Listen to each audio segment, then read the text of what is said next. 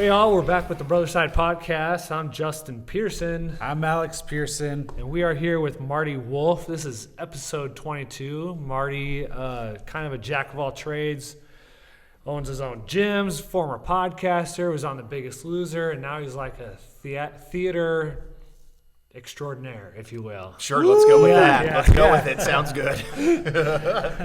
Thanks for coming on, Marty. Hey, thanks for having me, guys. This is great. This is Yeah. fun. Thanks for coming. Yeah, like we said, this is episode 22, so we're starting to find our groove a little bit, little by little. Are we? Awesome. Are we? I don't know that we are. We got a few listeners. Yeah, Probably couple, not. maybe a couple million. I always like to think so. Yeah.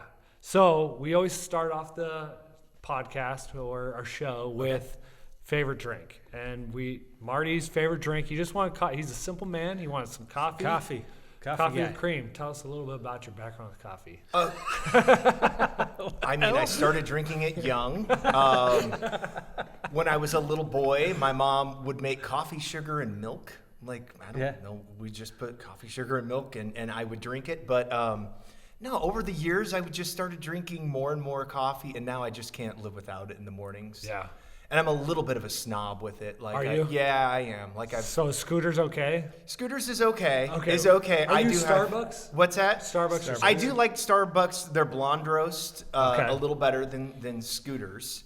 But I like to kind of go to the local places and try different things out from time to time. And yeah, there's a place called Phil's Coffee. Have you guys heard of Phil's Coffee? It's What in up, like Phil? larger markets. Where's it at? It's in like DC, LA, and No wonder I I'm haven't guessing heard of New that. York and Chicago, Yeah. but really big metropolitan areas. And you get like a personal barista or whatever, and they like warm up the milk, and it's almost like it's a bartender for your coffee. It sounds like an experience for sure. It Like, is they it's a try to whole make it an experience, but the coffee's just really good. Yeah. I'm like, wow, this is really That's good definition coffee snob. Yeah. That's So- probably got to cost you like $20 a cup, at least. No, it's not that bad. Okay. It's not really that bad, but it's probably a little bit more than people are used to paying at like a gas station or something like that, you know, where you go in and basically they char the beans, you know, it's like burnt. Yeah, that's kind of how I am. I'm like, show me a good Buc-ee's and I'm all in. Baby. Yeah. Are you? Like, You're I don't know. Okay, so Yeah, you're a that little laid bit- back. Well, you know, when you're at the firehouse, it comes in all shapes and sizes. Okay, yeah, you can't so be too picky. The Maxwell House to, you know, Folgers. Folgers. But lately, guys have gotten a little bit better, and now, you know, we get whole bean. You know, we got a grinder, and so it's not like all whole beans crazy. You guys are on Grindr? Is that what I heard? Yeah. Oh, sorry. I Grindr. have selective hearing, guys. Sorry. Some might be. So, you know. That's the end of the podcast. Yeah. Justin said his firehouse is on Yep, Grindr. We'll see you and- next week. Yeah. So, yeah, I feel like we've graduated a little bit, but, you know, we're still not anywhere near that area. So, No. but I'll drink anything. I will. I'll drink any coffee as long as it's, you know, decent. Yeah. But I appreciate good coffee now. Like before, I wouldn't even known. Yeah, Now yeah. I at least understand. Blue Mountain Coffee from Jamaica. Oh, Best coffee gosh. you'll ever have. And then straight to the crapper. Oh, yeah. Oh my Yeah, it's gosh. just It's, right like through, yeah. instant poop. Really? Why don't they just call coffee for what it is? Instant shits. Seriously, By Maxwell that'd be House. tough branding. Yeah. it would. Special marketing company. Could to be do a that little one. tougher, that's for sure. All right, so tell us a little bit about your background. Big family, where you from? Tell us a little about yourself.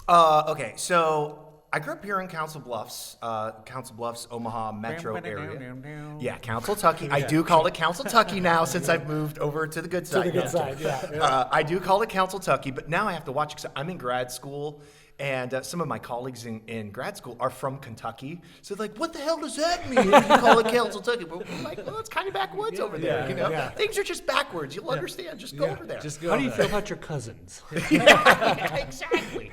So, but yeah, so I grew up here locally, and my family. So I guess you could say just a normal sized family. I mean, there were 5 of us. You know, 3 kids. Something probably different and unique about my family dynamic is my father passed away when I was 6 years old. So, you know, dealt with my fair share of family trauma from a young age. Sure. not to bring this whole podcast Yeah, down, whoa. but we like to keep it real. Okay, so good. wherever We you want to gotta keep take it it. real Yeah, then. that's right. but yeah, my father passed away, and that kind of shaped up the whole dynamic of my family. We were already people who enjoyed food. So at that time,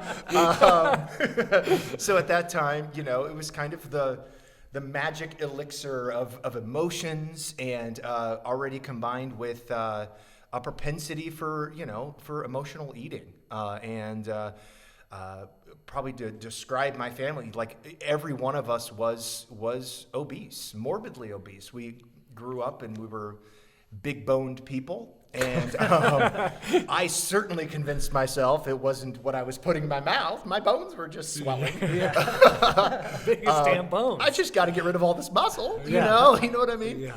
So yeah, and we all kind of grappled with our weight from growing up, and this extended to my extended family as well.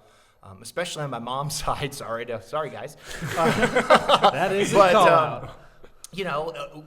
Obesity was a big part of growing up, and dealing with weight and being made fun of. I mean, I remember on particular times.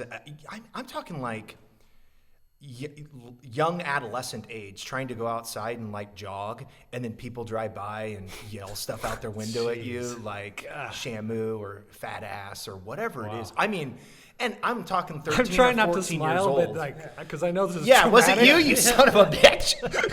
He's like, I'm trying not to smile, trying to- but the look on your little But face, you're kind of smiling too, so it's like, your little chubby face that day was hilarious. It was you. it was. I know. You're the I reason I behind am Marty's not that drama. person, but it just. This, Well, let's just pretend you were. yeah. It's more fun that way. All right. But yeah, so just kind of dealt with some of that growing up. It's kind of interesting growing up because my dad and my uncle, I say they owned like a little league football team, like a peewee football team in Council Bluffs. They're called the Council Bluffs Rams. If you guys are local and played sports at all, you might have heard of them. They've since disbanded a while ago, but it was a pretty big deal. I mean, we would play the Omaha teams. The seasons that I played football as a young kid, most of those seasons we actually won like the Metro Championship. So we'd come over here and beat like the Gladiators, Sure. and then we would go and play teams like in Texas. Like we would go to Texas and play teams. So when I tell people it was kind of a big deal, it kind of was. In that, a big deal. most Pee-wee teams aren't packing up and heading to Texas. No. That was a really important experience because on one hand, we have the insecurities of my weight growing up. On the other hand, I was, like when I was 10 years old, I was the MVP of the football team. So like we played, I still remember, we came over and we played the Gladiators, and I was the running back, and I rushed for 234 yards and scored 3 touchdowns. I still remember this in my Are we head. still living in our glory days right Yeah. now? Of course. Those are, Isn't that the name of this I would podcast, too. Glory Days? It's good. It is. This is Glory Days. Yes. But just the confidence on that side of things meshed with insecurities with the weight. And it's like, well, which one is going to live here? Which one's going to outlast the other? And I've really kind of grappled with a lot of that throughout the years, honestly. Like the confidence would take me in certain directions, but the weight would kind of bring me down. And my whole life, I kind of accordioned back and forth and back and forth. So that kind of explains a little bit of my upbringing and just some of the, I guess, pressures that I went through as a kid, and at least a little backstory that at least kind of leads you up to The Biggest Loser a little bit, Sure. and why I would kind of get on that show to try to fix the craziness inside of me, So as a kid, how often would you say you're getting bullied then? Was it weekly, daily? No, it wasn't weekly. I was a big kid, it didn't happen a lot. I was one of the biggest kids in my class growing up. Like I was always thicker, and I'm not talking like tubby, but I was a thicker kid. Sure. You've seen Jimmy around the neighborhood. Yeah. I was kind of like Jimmy, my son. He's 'cause like built. Yeah, he's like built. So I was kind of like him, but I was also if not the fastest kid in my class, the second fastest. So I had those things kind of going for me. So not a lot of kids, if they were older kids, Sure. but the times it would happen really stung, really hurt. Sure. Because I just couldn't figure out like how on one hand I could, all these people looked up to me, and then on the other hand, I could just feel like complete and utter shit and be as low as low. You know what I mean? Yeah. It was kind of hard to grapple and deal with growing up. It's sad. I mean, bullying's a real thing, and especially online today, it's just Yeah, it is. I don't know what the answer is, and people need to be kinder. But I wasn't bullied too much. I don't know about you. No, I mean, just like you were. I was bullied by you. I mean, Bucktooth a little bit. You kind of weird ears. Can we Yeah, just I'm bully him the rest of this podcast, though? Can we just this is called the Bully Podcast. Oh, jeez, deep thoughts. Yeah. By Alex Pierce. Jack was bullied this week. He said. Was he? Yeah, he said a couple grade or two above him said he was ugly. He was walking down the hall and called him ugly or something, and I was like, like we had to have a conversation about it, and I'm like, you're not ugly. Like, You're a Pearson, man. you're a Pearson. Of course you're not. There's no way that's I thought it possible. was going to go a different Yeah, direction. yeah. But Son, get used to this. Yeah. Pearson. well, yeah. I don't want to show that out too early. yeah. But yeah, let's get into the Biggest Loser. So run us through the process. Obviously weight was an issue, and how did you, sign up or get selected for the Biggest The Loser? selection process. Yeah. Okay, yeah. So it's pretty crazy. Because this show is what, back in middle. It was 2006 is when I was on the show. It started, I think, in like 2003 was like the first year. Okay. So, nowadays, there are still reality TV shows, but they're not as prevalent on the big networks anymore. Yeah, I would agree. It's like E and true. Bravo. Yeah, they've really kind of deviated to like your cable networks or whatnot. Yeah. It was huge at one point. Oh, it's huge, Yes. huge. And we kind of hit it right at that time, like 3 years in. And so I was a high school speech and theater teacher in Kansas City, Missouri at the time. And I was 3 years into my career. And like I said, I'd been struggling with my weight really my whole life. And it was really like enveloping my whole sense of identity. As soon as sports kind of went by the wayside, then I started packing on weight at a crazy pace. And I think when I graduated high school, it's probably around 350 pounds or somewhere in there. Okay. I started undergrad. When I was in undergrad, my freshman year, I was like, hey, it'd be nice to have, I don't know, maybe a female look in my general direction. And not because they thought there was an eclipse. Yeah. I'm the worst. But yeah, so I was like, it'd be nice to get some attention. And so I lost 95 pounds in like a little over a summer. I was just like, I'm going to do Holy it. cow. I knew I could do it, because I had to lose weight before to play football and all that stuff. So I just put my mind to it, lost about 95 pounds, probably about 4 or 5 months. And came back my sophomore year and just went on the parade of ass. No, I'm kidding. I'm kidding. It was not like that. Am I at my cursing limit yet? Yeah, We're like 5 minutes hey, in. I love it. Love it. No, but I went back and I was starting to get more attention, and that felt great. So anyway, when I was a senior in high school and I was gaining a lot of weight, I got license plates that said I'm fat. Okay, That's a bold statement. So you're trying to own it. I said, well, I wasn't trying. I did own it. Everything that I was just known. I was the Chris Farley guy. Yeah. I I could see that. You're funny. You're a funny man. Funny, I did, and I would Did do you do all the that- all the stuff. stuff? And when I was a freshman, I'm just bopping all over in time, but I was a freshman in high school. We went to this it was like homecoming week, and we do this big coronation where everybody in the school was an assembly, and parents came to it because they were going to crown who the homecoming king and queen were. Sure. And all the different grades got to do lip syncs or whatever it is. And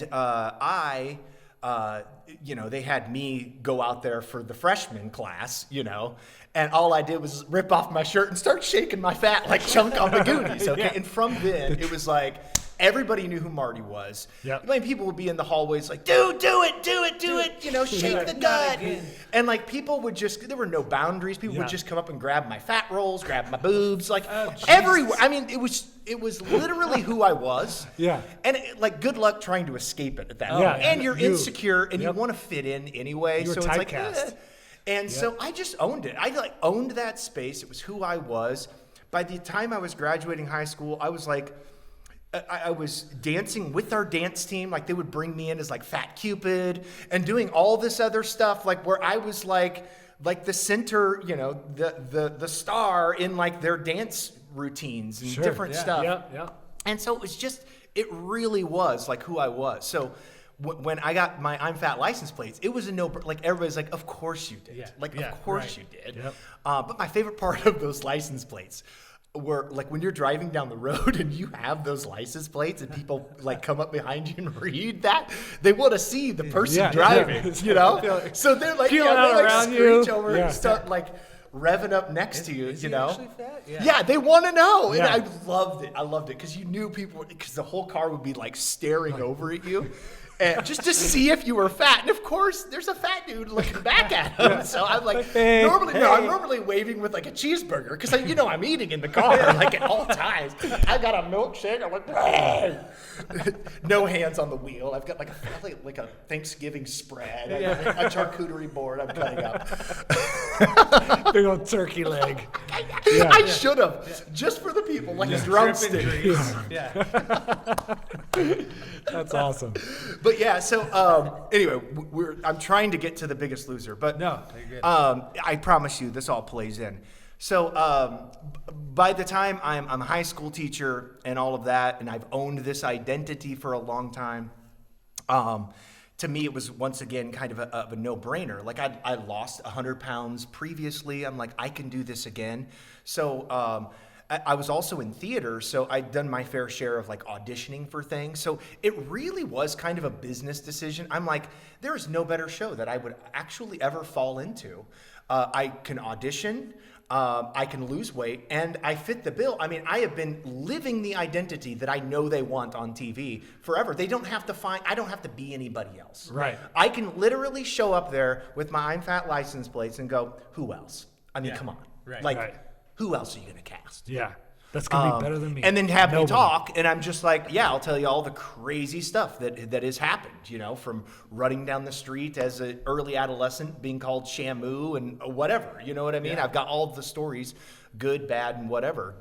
So the auditioning process, it was Martin Luther King Day of 2006. I know that day specifically because I did not have school. I was a high school teacher, so we were off of school. If we weren't off school, I wouldn't be here today. I wouldn't be doing this podcast. Timing's everything. I would have never auditioned for a reality TV show, and taken off of work. You wouldn't have taken off work. I wouldn't have done it. Right. Wasn't that important. How many people audition? Okay, so there were 300,000 people that auditioned for the season.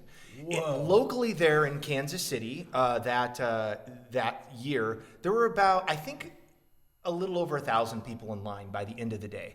I got there at about 6 o'clock in the morning. I think it opened up at 10, like they started auditions at 10, but I got there at 6 and waited in line. I was number 103 because they pass out pieces of paper that are numbered. Next. Yeah, next, exactly.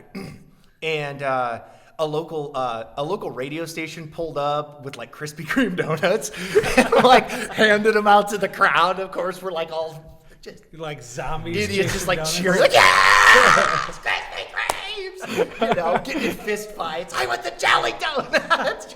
Not really. None of this really happened. It happened in my mind. It didn't actually happen. But yeah, it was funny that they showed up and we were all like, But it was pretty cool to be like, even standing in line that day. You're just with your people. Yeah. There's no other way of really explaining it other than that. And it was just a fun experience to be in line. But I was surveying the other people in line. Like I was kind of using different audition Sizing them up. strategies because Sizing I them wanted up. to. I wanted a different story. I wanted a different take. I didn't want to go in there with the same, I've got kids and I'm gonna die if I don't shape up. I'm gonna die, and here's the picture of them. And I knew they heard that sob story all the time, so I kind of wanted to just go a different direction. I didn't know what it was, but I'm like, they need to know who Marty is. So you didn't have a game plan going. It wasn't until you got in line that you came up with your game plan. Well, I mean, I brought my I'm Fat license plates, and Okay. I brought some other stuff because they ask you to bring like pictures and different stuff, you know. Yeah. So Paint a picture. Help paint the picture with the stuff. Stuff. Was the license plate on a chain that you could put? I around should your have done necklace? like a Flavor Yeah. Flav. Yeah. I totally should have. Yeah. Blinged out. That would have been awesome. No, you just bring like pictures, and I had my license plates. I thought that's all I really needed. Really, is just like, come on. Were you afraid? Sorry to interrupt. Were you afraid that they were gonna think that you liked being fat? Like, because you come with the license plate, you're like This guy's never gonna lose he weight. doesn't want to He lose loves weight. it. Yeah, he just. Why are you even here? Yeah, you actually seem like you like it. Oh my God, I never thought about that. like No, you that really wasn't. No, that okay. wasn't anywhere in my mind. But that's an interesting take that I've never really heard before. But yeah, so I finally got in there, and people sit around a table similar to this one actually, and there's like 8 of us contestants and one casting producer, and they just go right down the line of people, and they ask like 3 simple questions, you know, and they cap you at like 30 seconds, you know, so you don't just go 1,000 on and on. people to Yeah, talk to. yeah.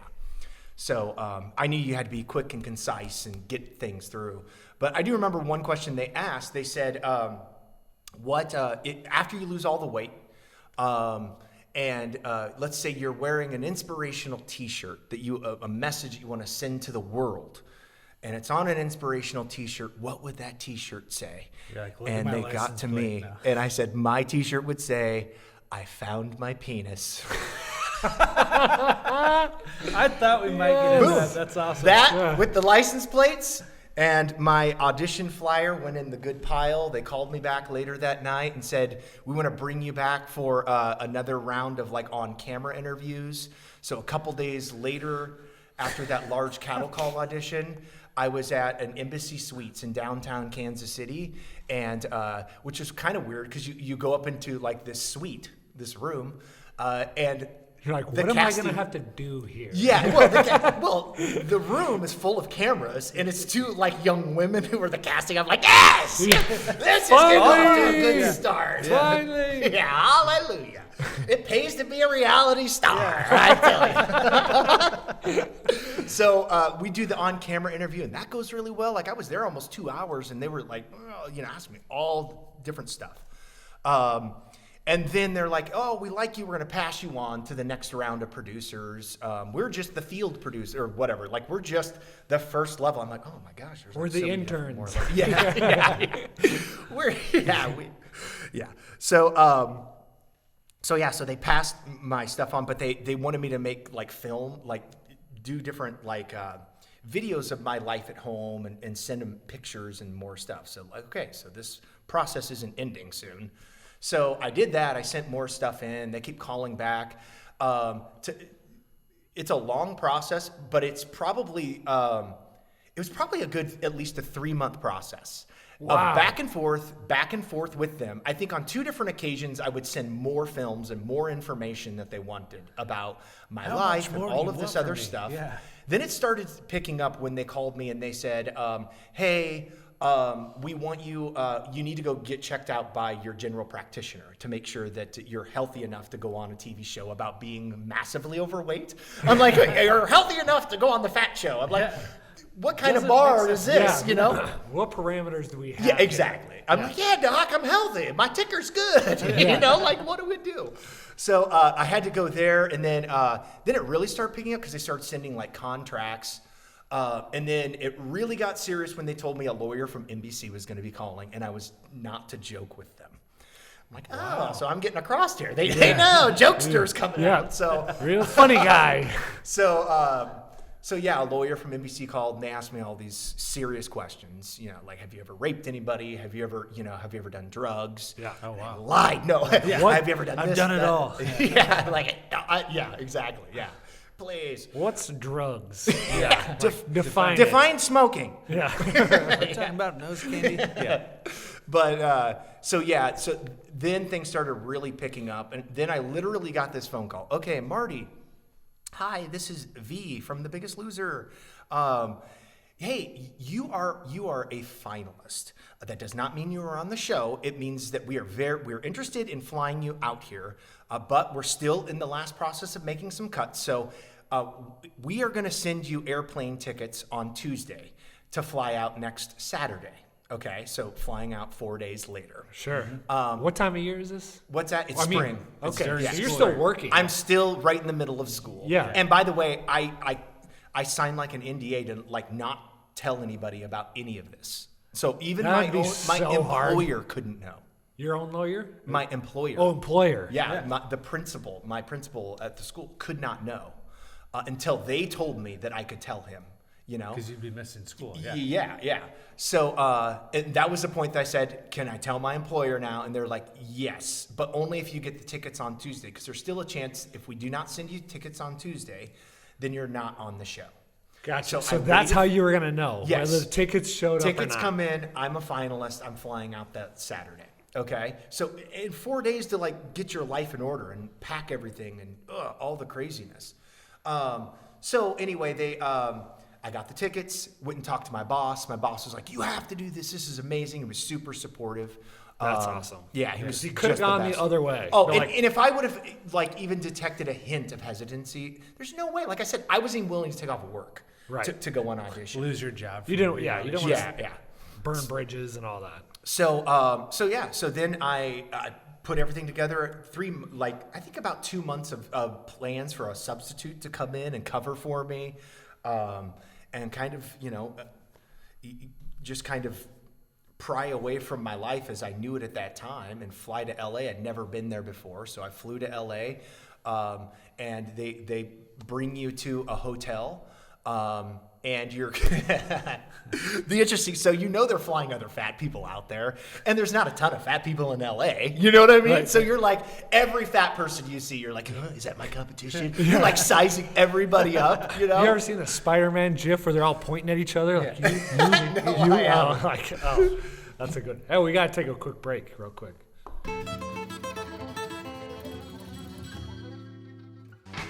Are you committing yourself to exercising in 2021? We can't help you keep your head out of the Cheetos bag, but we can help fix up your exercise equipment. Don't let your fitness equipment be the reason you don't hit your goals. Call Fitness Machine Technicians today. Fitness Machine Technicians repair and maintain all makes and models of fitness equipment. Some of our clients include hotels, apartments, gyms, corporate companies, assisted living, physical therapy, and let's not forget the homeowners. Fitness Machine Technicians keep your equipment fit to keep you fit. Give us a call at 402-871-4735. We're back with the Brother Side podcast. Sorry about that really abrupt ending there. We had to take a quick break. I saw the clock and knew we were out of time. But we're here with Marty Wolff. He was just telling us about his audition process for The Biggest Loser and how crazy it was to travel out to LA and, the craziness going into that part of it. Yeah, so we showed up, and you go to a hotel, and the first day you're there, they bring all of the contestants down to like the ballroom or whatever, and they explain to you what the show is about. That the show started, and they found out that the weight loss that these people were having kind of defied science, because never before had weight loss been done in this way, where it was through old-fashioned diet and exercise, but with kind of athletic style training. The doctor from The Biggest Loser was the former physician for I believe the LA Raiders. Okay. So he kind of brought like an athletic style, and they went to him to like start the show. Like, I think they went to several doctors Like, to we're start looking the for show. somebody to okay this. Yeah, exactly. They're like, all right, which one do we give blow to? All right, that guy. All right, let's go. Let's go. All right. So he was like, I think we can do this. So they were explaining how it was like defying history, and that there was a lot of research to come out of what was happening on the show and how fast people were losing weight, because it was like gastric bypass-like results, but through diet and exercise. And so it was a pretty interesting development on like the scientific side of things as well. Sure. Not to mention, the transformations that people go through and that you see in people's lives on the show. But they bring you all together, but you find out there was another hotel full of people. Wow. So they brought out, on my season, there were 14 people that ended up on the show as contestants that people saw. But there were 70 people flown out there for the last round of auditions. So I'm like, okay, cow. so 3 months, all this back and forth. I get flown out there. I take off my job. You mean to tell me there's 30 people here that are going to do everything that I did, only to go back home, literally the biggest losers. I couldn't get on the Fat Show. They didn't want me. I should have hit one more buffet. What? Because at that point, what talent do you have to get you on that show? You don't have talent. You're, Sure. There's no talent. It's not like American Idol. You're just a big slob. You know what I mean? So, yeah, but it's all about like personality. Charisma. Obviously, yeah, charisma. Yeah. But there's got to be some separators. I don't know. I mean, how did you get separated from that group then? Your I personality, think, for sure. this is just I think I was separated from the get-go. Like I said, With the T-shirt. with the T-shirt and We gotta get and the the penis videos guy. and all the other stuff. Because when I showed up, like people knew who I was. I mean, they knew who a lot of people were because they've been watching film of a lot of people. But I would just hear comments from people like, you have great energy on camera and other things. People just seem to like know my name there. So what you would do throughout this week that you were in this hotel, they don't give you your key to your room. Because they don't want you to come and go freely, like they lock you in. It's like it's your real first taste of being sequestered, which you will be sequestered the whole rest of this whole thing. Come to find out. Huh. So they lock you in your room. You have to call and ask if you want food. You're like, hell And yes. they let you out a couple of times throughout the week to like take pictures. Yard time. yeah. Well, they take you to get food. I mean, they fatten you up. They would take you to Chipotle, and I get like 2 or 3 burritos. I'd be like, oh, this will do me for a day or two. Baloney, man. I was pounding those. There's nothing else to do. Yeah, you're I'm just in there bored. eating a burrito and a half. Yeah. Hey, I was in training, guys. Yeah. I was in training. Yeah. So, but you would go and do what was called a network interview, where you had to go down and you had to sit in front of the big wigs and they would ask you questions. It was like the one day they were going to fly in the really important people for this whole process. So there were people from NBC, from the production company there, and there's probably 6 or 8 people in the room, and you come and sit in this chair and talk and whatnot. That went really well for me. I heard after the fact, like my wife had a little bit different experience in there. Like they brought all the females back in my season and said, you're not on the show, but we want you to convince us why you should be. And so they all had to kind of fight for a position on the show. Like it was kind of a weird, they probably just wanted to see like, all right, who's our most emotionally reactive? Yeah. Who's going to give us something? Yeah. Yeah. Who's explosive? So this was But that tells you that their decision making wasn't clear there. right. They didn't know how to decide. Yeah, and what was really interesting is when you showed up, you started categorizing each other. Like you saw, like I fit the young. I was like the young white guy. You know what I mean? Young white funny guy. Yeah. And there was another guy who kind of looked like me. Like we called him like my stunt double. Doppelganger. My doppelganger. Yeah. Was this a couple season? Or was No, it it just wasn't. ironic No, your no, wife it- got on too? Yeah. Yes, yeah. that's how okay. they met. Yeah, we met on the They show. met on the Yeah, show. we That's met on part the of the show. story, That's man. part of this story. We're never getting to it, but Oh, yeah. yes, we are. Okay. But yeah, so anyway, network interview. So I was pretty sure that whole time, like that I was pretty confident that I was going to be on the show.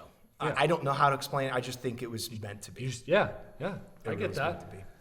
So that's crazy that your experience and Amy, your wife's experience, is so different. Yeah. But just briefly, was her process pretty similar up to that point? Like all the interviews or the back and Yes. forth and all that Yeah, stuff? all of those steps she took as well. She auditioned from a different location. She was Sure. in Virginia Beach, I believe, Yeah. where they did another audition from there.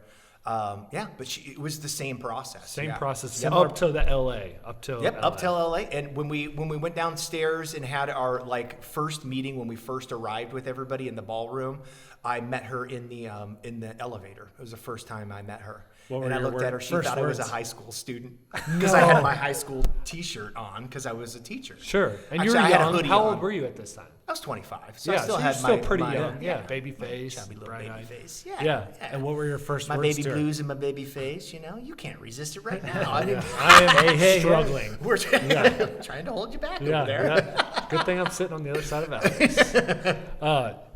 Yeah, but Amy's got tons of energy like you. Like, she's funny, she's energetic. So I can see why she would get through a lot of those same hurdles Yep. that you did. Yep. A lot of the folks, on The Biggest Loser, most of us are extroverted, Yeah. in some way. Technically, I am introverted a lot, but I'm not I feeling know that vibe I right know now. people don't feel that vibe, but it is how I get my energy. After this, I'll be dead for 3 weeks. You guys Just sleeping. Yeah, I put so much energy I'll out just there. I'll go home and put in an IV of a milkshake and just get me through the next 3 weeks. So, what was the biggest person on this show? It was Eric Chopin. He was from New York, and I believe he was 407 pounds. 416 pounds. And when what he was your started. fighting weight? I was 365 when I started the show. Yeah. So, it's a percentage based of who loses the most, correct? Yep. The most. Weight loss percentage. Yep. So it goes off of your starting number. Right. Yep. And what's the diet consist of? Is it intermittent Yeah, fasting? or- once the show started, was it really strict after that? Or is it kind of up to you a little bit? Like, how stricter you were to yourself? I mean, it is up to you. Nobody's Sure. forcing you No, to do but anything. like, hey, But this is your choice. it's Sell also or sell very it. competitive. I mean, Yeah. you get very competitive people on the show. I mean, Yeah. most people have a background of athletics or something. Yeah. Some kind of a background that makes them a fighter. And everybody's looking for a leg up. So cheating or doing anything that, like, deviating from your diet just really wasn't an option. Yeah. And some people would have small, minor lapses, but Sure, yeah. most people were looking for a competitive edge. Yeah. Even down to the point where the doctor was drawing our blood every week and would come back with like a sodium solution. Because we were in LA, and essentially we were in like a studio with these lights, and they didn't have LED lights back then in the early 2000s. They were just the regular like halogen lights. So we were essentially in a makeshift tent in the desert with theatrical lighting everywhere, studio lighting everywhere, beaming down on us. And this is where fat people were working out. In this. Jeez. So we were, Just a you're sweaty just mess. sweating Yeah. constant. I'm just constant. And the production staff would do the best they could, but lots of times, like, there just wasn't water down there. And we're like, what? They have one job. Yeah. Hydration. So people needed like sodium solution and stuff, like to like retain water. But people would, like, the doctor would pass it out to you, but people would just kind of put it right down the sink and whatnot. So the show would want you to do one thing, and the medical staff, but people would choose not to at times. And they would they got to the point where people had to be watched because they weren't trusting people to not cheat and try to do things like that. Yeah. But people were. I mean, and so it gets even crazier when people go home and they're no longer on the ranch and they're no longer being filmed every second of the day. Because then people are doing Lord knows what, and they're consulting their bodybuilder friend. Right. Who's like, yeah, all you need to, here, I'll give you a couple shots in the ass, and you'll be fine. Don't eat for a month. Like, what the hell is going on here? How long does the process go for? You said 3 months? Okay, so the whole process, from the day we started filming to the finale was about 8.5 months. Whoa. So we started filming in April, and we didn't have our finale until December 13th, I think, of that same year. Okay, Whoa. So it was a long process. Yeah. But what happens is, so it's the longest running reality TV show. As far as longest how long season. they have to film it. Okay. Okay, yeah. So they have a long filming period. I think The Bachelor goes off in like 6 weeks. So in 6 weeks, the dude, shuffles through 32 women. You know what I mean? Like, and at the end, I'm in love. No, Yeah. I'm confused by the end. Okay. Sure, So it's like, okay, whatever. But it probably has to be that long so you can see tangible results. Exactly. Yeah, like it So does take time for this to ours happen. was almost 4 months of filming. So the last people that ended, like the final 4 people, they were there about 4 months. I was there a little over 3 months on the show. So, and then once everybody gets, goes home, gets either eliminated or then they're in the final 3 or 4 at the end, and then they go home, there's about 4 or 5 months until the finale. So you eventually get kicked off of the show. Is that because you didn't hit your weight loss goal? Is it always that the reason? No, it's the team votes you off that's right. for various reasons. Yeah. Marty's a douche. Get him out of here. Yeah, well, that's Yeah. exactly what they said. Did you watch the season last night? Oh my God, I've got a new fan. Yeah. As I look at the What camera. a douche. Camera two. Such an idiot. But so you get eliminated from the show, and then about a month later, so I was eliminated in July, the beginning of July, and then it was September 20th. The show premiered. So it was like 2 months later they were editing and stuff, and then it premieres and the world sees your first episode. By that point I had lost 125 pounds. Wow. This is one of my favorite stories. I would literally be in the gym watching like a rerun of Biggest Loser on TV, jogging, and nobody could put 2 and 2 together that I was the guy on TV. That big of a transformation. Seriously. Yeah, because I was like 125, 130 Just pounds didn't even lighter. look like you. Nope. Nobody could put 2 and 2 together. People wouldn't ever put 2 and 2 together that I'm watching myself on TV in the gym. Yeah. Isn't that crazy? Wow. Like That is. The Bachelor couldn't do that. He couldn't No. go and watch himself in a public setting like that. No. Right. And not have people at least interested. Yeah, But it's yeah. the weird dynamic of The Biggest Loser of really being like incognito. Nobody knows until you are revealed. When you get eliminated, your episode comes up where you're eliminated from the show. Then they flash forward and show you like then. Then people start to kind of recognize you, but nobody really knows who you are. And it's just kind of an interesting thing until the finale, and then people see you, and then people were spotting me all over the place, mostly buffets. So you had to sign a pretty extensive NDA to not talk about the show. Yeah, right? you couldn't talk about the show before the finale. What happens if you do? You signed $1 million. Oh, You said for $1 million fine or I'll fee shut or the hell penalty up. or whatever. Yeah. I won't say anything. that'd be kind of hard to hold it all in. It is hard, but I think everybody violates it in one way, shape, or form. Sure, Like yeah. one of those things was when you're eliminated, and you're at home training, you're not to see any of the other contestants. And I'm like, I was dating one. So good luck with that. At that point, I'm like, I don't care. Kick me off the show. I don't care. Yeah. Kick me off the show. What are you going to do now? You've got everything. Right. You've got my whole life. You've got all of it. Like, Yeah.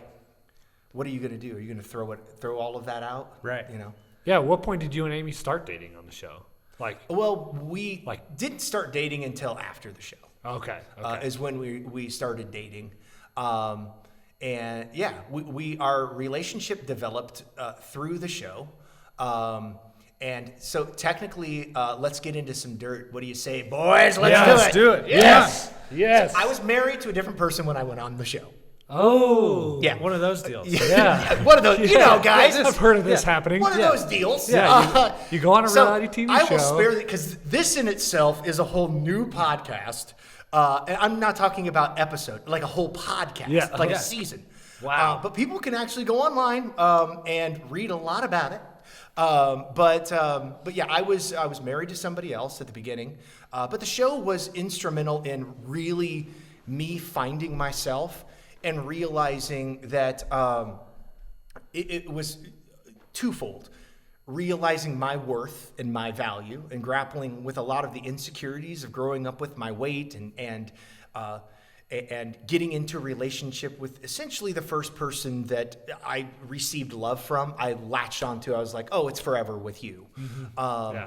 And then on the show, meeting Amy, but also at the same time, discovering me and my worth and evaluating life and just realizing, that I hadn't been honest with myself, and therefore I hadn't been honest with my partner that I had been with.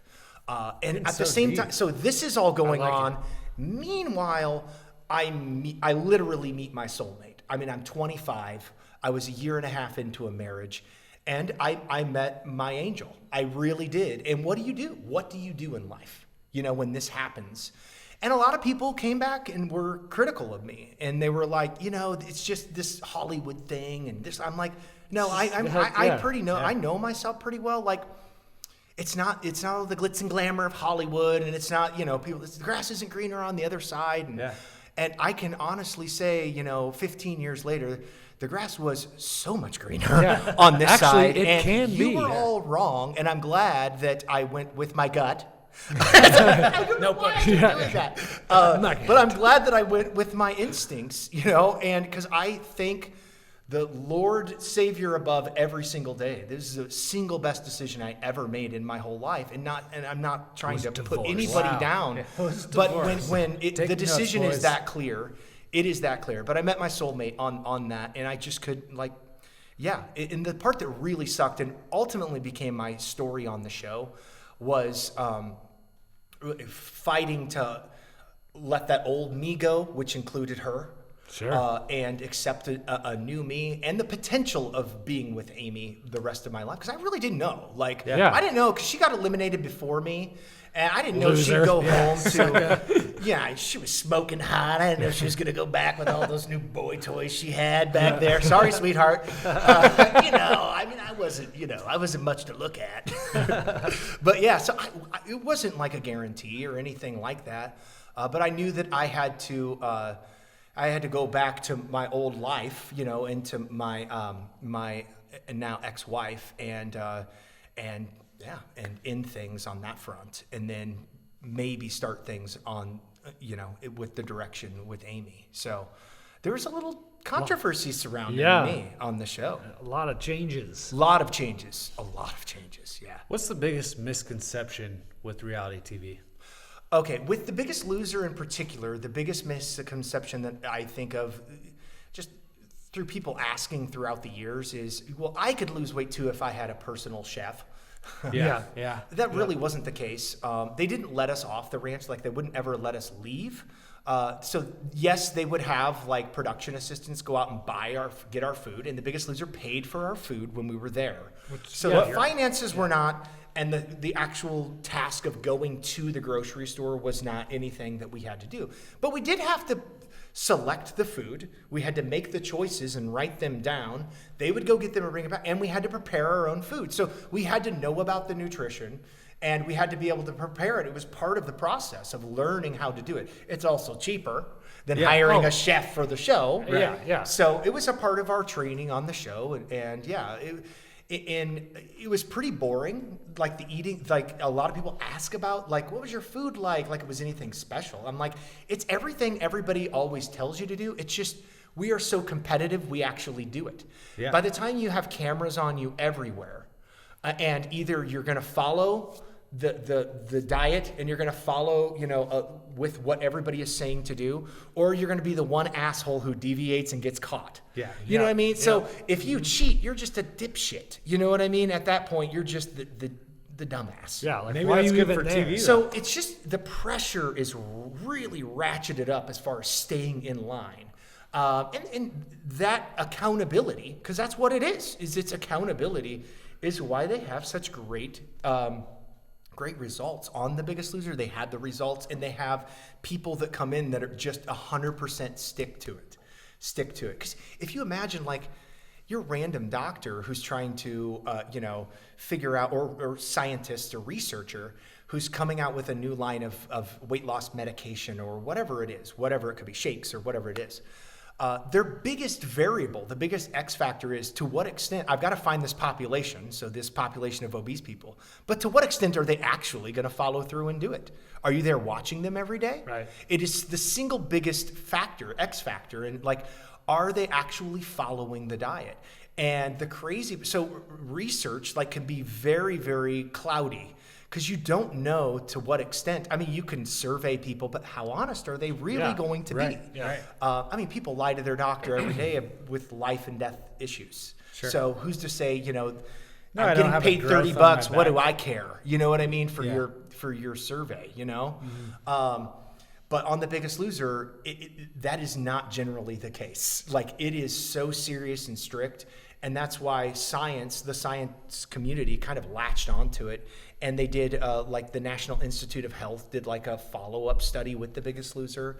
And there's been a lot of like interesting developments with science with the show. But to get back to your question about like with reality TV in general, the biggest misconceptions, I really don't know, because my only experience is with The Biggest Loser. But I will say a lot of people ask, you know, were you bothered with the editing of the show? Like, did they ever edit? And I'm like, it's not like they edit different words in your mouth. Like, it's not like they. I did say those. They mouth clip in. It's not like they clipped and paste me. You know, I ate penis. You know, like anything like that. It's like Second penis they reference. never did that. Sorry, but it's not like they ever did that. Generally, if you said it, you said it. I never felt like they took me out of context of like, Who you know, I actually said are. something in this context, but Yeah. they put it in a different context. I never felt like violated, like Sure. that, and I also knew what they had as well. I knew what I gave them, and I knew what they had, and I didn't ever feel like they misrepresented me. Yeah, Now, other shows, I don't know how they do it, but The Biggest Loser in general, I think just has a little bit more of like a, oh my gosh, what's the word? People look up to it more. Like, it wasn't looked down upon as much as some of the other reality reality shows. They saw it as smut. being, people saw it as being more genuine and uplifting. And that's a lot of people watched it for those reasons. Sure. But I didn't ever find a real big problem with it. Do you find, or do you know, do a lot of the contestants relapse after the show? Yeah, almost 100% of people relapse. Yeah. Yes, So matter of fact. Yeah. Almost 100%. I'm still trying to search and find every once in a while.